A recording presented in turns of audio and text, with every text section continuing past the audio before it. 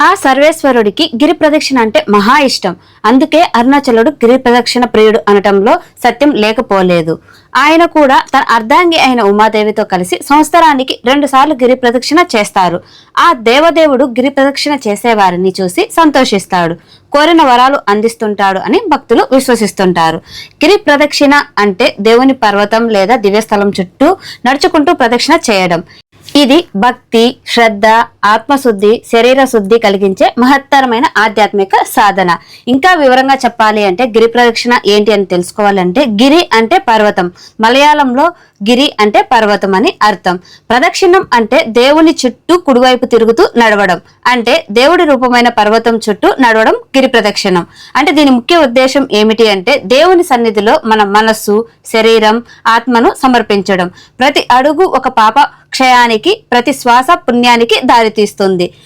ఇంకా చెప్పాలి అంటే గిరి ప్రదక్షిణ వల్ల ఎన్నో ఫలితాలు ఉన్నాయి. అవి ఏంటంటే పురాణాల ప్రకారం ఒకసారి గిరి ప్రదక్షిణం చేస్తే జన్మలో చేసిన అనేక పాపాలు నశిస్తాయి. అరుణాచల మహత్యంలో ఇది చాలా చెప్పబడి ఉంది. మన జీవితంలో ఉన్న దుష్కర్మల ఫలితాలు కరిగిపోతాయి. ప్రతి అడుగు మన కర్మబంధాలను తగ్గిస్తుంది. అందుకే చాలా మంది దీన్ని వ్రతంగా చేసుకుంటారు. శివరాత్రి, కార్తీక పౌర్ణమి, గురు పౌర్ణమి రోజుల్లో ఇంకా ఎక్కువగా చేస్తూ ఉంటారు. అలా చేస్తే ఆ రోజుల్లో చేసిన వారికి ఫలితం ఇంకొద్దిగా ఎక్కువగా ఉంటుంది. ఇంకా చెప్పాలి అంటే దీనివల్ల ఆరోగ్య ఫలితం కూడా లేకపోలేదు. పర్వతం చుట్టూ నడవడం వల్ల శరీరానికి వ్యాయామం, మనసుకు ప్రశాంతత లభిస్తుంది. ప్రకృతి మధ్య నడవడం వల్ల మన మనసులు శుభ్రం అవుతాయి. అలాగే శరీరంలోని ప్రాణశక్తి, స్రవంతి సరిగ్గా ప్రవహిస్తుంది. దేవుని రూపమైన గిరి చుట్టూ నడుస్తూ మనసులో శివనామం జపిస్తే ఆ జపం కోట్ల పుణ్యానికి సమానం. శాస్త్రాల ప్రకారం గిరి స్వయంగా శివ స్వరూపం. గిరిని చుట్టడం అంటే శివునిని చుట్టడం, అంటే పరమాత్మను చుట్టడం. అందువల్ల దీనిని చేసిన వాడు క్రమంగా మోక్ష మార్గం వైపు సాగుతాడు. భక్తితో చేసిన గిరి ప్రదక్షిణం వలన కుటుంబంలో శాంతి నెలకొంటుంది, ఆర్థిక సమస్యలు కూడా తగ్గిపోతాయి. సంతానం లేని వారికి కూడా సంతానం లభిస్తుందని కొంతమంది ప్రత్యేకంగా కార్తీక పౌర్ణమి రోజున కూడా గిరి ప్రదక్షిణ ఎక్కువ మంది చేస్తూ ఉంటారు. గిరి ప్రదక్షిణకి పలానా రోజే చేయాలి అని ఏమీ లేదు. కానీ కార్తీక పౌర్ణమి, శివరాత్రి, పుష్యమాసం పౌర్ణమి, గురు పౌర్ణమి, అమావాస్య రాత్రి దీపాలతో ఈ రోజుల్లో ప్రదక్షిణం చేస్తే ఫలితం అనేక రెట్లు పెరుగుతుంది. అందువలన చాలా మంది భక్తులు ఈ దినాలలో ఎక్కువగా చేస్తూ ఉంటారు. గిరి ప్రదక్షిణం చేసే వాళ్ళు ఈ విధానాన్ని అయితే పాటించాలి. మార్నింగ్ స్నానం చేసి పవిత్రమైన వస్త్రాలు ధరించాలి. శివనామం లేదా ఓం నమ శివాయ అని జపిస్తూ నడవాలి. గిరి చుట్టూ పూర్తిగా కుడివైపు తిరగాలి. మధ్యలో తినకూడదు, నీరు మాత్రం తాగవచ్చు. చిన్నపిల్లలు ఉన్న వాళ్ళు ఎవరైనా సరే పిల్లలకి ఇది వర్తించదు. చివరగా శివాలయంలో నమశివాయ అంటూ దీపం వెలిగించాలి.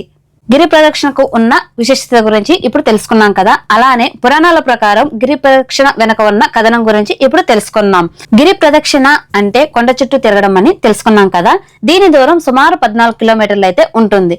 గిరి ప్రదక్షిణ మహిమను గురించి మన పురాణాలు ఈ విధంగా వివరించాయి. ఒకసారి గౌరీదేవి గౌతమ మునిని ఇలా అడిగింది, ఓ మహాముని, ఈ అరుణాచల ప్రదక్షిణ యొక్క మహత్యం ఎటువంటిది? ఎప్పుడు చెయ్యాలి? ఎలా చెయ్యాలి? ఎలాంటి పుణ్యం లభిస్తుందో చెప్పమని గౌరీదేవి అడుగుతుంది. అందుకు గౌతముడు సంతోషించి పరమేశ్వరుని ధ్యానించగా పరమేశ్వరుడు గౌతమునితో ఇలా చెబుతాడు, ఓ గౌతమ, నేను భూలోకంలో అరుణాచల రూపంతో వెలసి ఉన్నాను. అందుచేత దేవతలు, మునులు అందరూ నాకు ప్రదక్షిణలు చేస్తుంటారు. నా చుట్టూ వేసే ప్రతి అడుగుకు వారి వారి పూర్వజన్మల ఎందలి పాపములు నశిస్తాయి. అనేక తీర్థాలలో మునిగి వచ్చే అంత పుణ్యఫలము ఈ గిరి ప్రదక్షిణతో లభిస్తుంది. ఏ కొంచెం పుణ్యం కూడా చేయని కడు పాపాత్ముడు సైతం నా చుట్టూ తిరగడం వలన అనేక శక్తులను పొందుతాడు. తీర్థాలలో మునగటం, క్షేత్రాలను దర్శించడం, గొప్ప త్యాగాలు చేయటం, ధర్మ అధర్మాల యొక్క చతుర్విధ పురుషార్థాలను పాటించుట మొదలైన వాటి వలన కలిగే పుణ్యఫలం అంతా కేవలం ఒక్క అరుణాచల ప్రదక్షిణతో సులభంగా లభిస్తుంది. ఒక్క అడుగుతో భూలోక ప్రాప్తి, 2వ అడుగుతో మధ్యలోక ప్రాప్తి, 3వ అడుగుతో దేవలోక ప్రాప్తి కలుగుతుందని అంటాడు. అంతేకాదు, మొదటి అడుగు వలనే మానసిక పాపాలు తొలగిపోతాయి, 2వ అడుగు వలన వాచిక పాపాలు తొలగిపోతాయి, 3వ అడుగుతో శరీర పాపాలు నశిస్తాయి. ఈయన అరుణాచలం చుట్టూ మునులు మరియు సిద్ధ పురుషులు ఆశ్రమాలు వేల కొలది ఉన్నాయి. దేవతల నివాసాలు ఉన్నాయి. నేను సిద్ధ స్వరూపంతో ఈ అరుణాచలంలో ఉంటూ వారి పూజలను అందుకుంటున్నాను. ఈ అరుణాద్రి నిజంగానే తేజోవంతమైన జ్యోతి స్తంభము. అందువలన ఈ తేజోలింగాన్ని మనసును ధ్యానిస్తూ మెల్లిగా ప్రదక్షిణ చేయాలి. ఈ విధంగా ప్రదక్షిణ చేసినట్లయితే వారి జన్మ జన్మల పాపాలన్నీ నాశనం అవుతాయి. వారికి మళ్ళీ ఇంకొక మరలా జన్మ అంటూ ఉండదు. అంటే మరు జన్మ అంటూ లేకుండా ఈ భవబంధాల నుంచి విముక్తుడై మోక్ష మార్గాన్ని చేరుకుంటాడు. గిరి ప్రదక్షిణను నిండు చూలాలు గల వనిత నడిచే విధంగా నిదానంగా జాగ్రత్తగా నిశ్శబ్దంగా చేయాలి. పరుగు పరుగున అంటూ ఏదో చేస్తున్నామని చేయకూడదు. ప్రదక్షిణకు ముందు స్నానం చేసి విభూది నుదుటిన పెట్టుకోవాలి. శుభ్రమైన బట్టలు వేసుకోవాలి. మెడలో రుద్రాక్షమాలలో వేసుకోవాలి. ఇక శివస్మరణతో అరుణాచల శివ అంటూ గిరి ప్రదక్షిణ చేయాలి. ఈ విధంగా ప్రదక్షిణ చేసే వారి వెంట వేలాది మునులు, దేవతలు, సిద్ధపురుషులు వస్తుంటారు. కేవలం అరుణాచలుని స్మరణ తప్ప ఇతరమైన తలంపులకు అంటే ఆలోచనలకు చోటు ఇవ్వకూడదు. అందుకే వివేకవంతుడైన భక్తుడు గుంపును వదిలి ఒక్కడై ఆ గిరిని మహాశక్తి స్వరూపంగా ధ్యానిస్తూ ప్రదక్షిణ చేయాలి. అయితే శివుని పవిత్ర నామావళి ఆడుతూ పాడుతూ వచ్చే భక్తుల గుంపులో కలిసిపోవచ్చు. అందువలన మనసునందు శివస్మరణ కలిగి దారి వెంట వీలైతే దాన ధర్మాలు చేస్తూ వెళ్లడం శ్రేష్టమైనది. ఈ కొండ చుట్టూ అంగ ప్రదక్షిణ చేసేవారు దైవిక శక్తిని పొందగలరు అని అంటాడు. వారి శరీరం వజ్రకాయంలా మారుతుంది. ప్రతిదినం దేవతలు గిరి ప్రదక్షిణ చేస్తారు.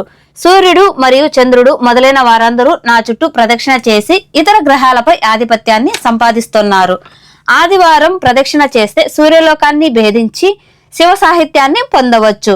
అలానే సోమవారం ప్రదక్షిణ చేస్తే జరామరణ బాధల నుంచి తప్పించుకోవచ్చు. మంగళవారం ప్రదక్షిణ చేస్తే అప్పుల బాధలు తొలగి తిరుగులేని వారవుతారు. బుధవారం నాడు ప్రదక్షిణ చేస్తే మహాపండితుడు అవుతారు. గురువారం నాడు నియమంగా అరుణాచలానికి ప్రదక్షిణ చేసిన వారు లోక గురువు అవుతాడు.